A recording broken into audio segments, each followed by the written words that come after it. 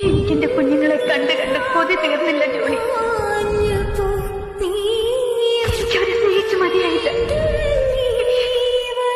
എനിക്ക് ജീവിക്കണം, ഒരുപാട് വർഷത്തെ ജീവിതം.